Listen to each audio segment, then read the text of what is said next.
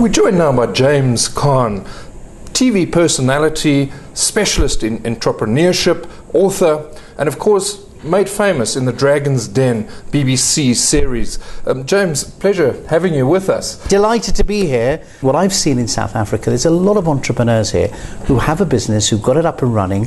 Where they're really finding it challenging is how do you take that business now and scale it? And I suppose the concept of the theme was how do you become a billionaire from being a millionaire? And my kind of experience as an entrepreneur has been very much in specializing in developing and building scale.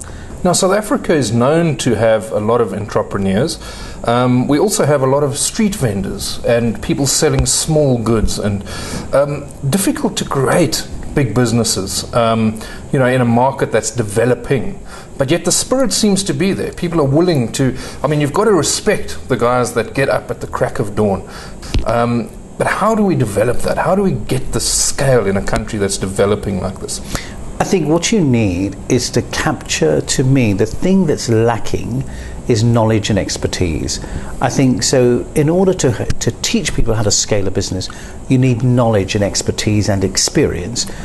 What we find in the UK constantly is either people have a great idea but they have no capital, or they have a great idea and they have capital but they have no experience. And I think the journey of entrepreneurship should never be singled out in any single component, because you need all of them. South Africa's got a very developed financial system and banking system. But yet banks seem to be the enemy of small business. They're sitting on capital, not really willing to lend it out. The bank is not in the business of providing equity. So when people say to me banks are not lending, it's because they're not in the business of lending equity. So I think the first thing we need to do is realize exactly what it is that we think the bank should or should not be doing, right, and understand the role they play.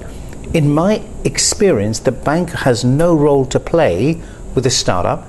I think you need to find alternative ways of capital. That could be crowdfunding, that could be venture capital, it could be private equity, it could be high net worth individuals, it could be angel networks. There's a whole raft of places that capital can be sourced if your proposition is viable. Have you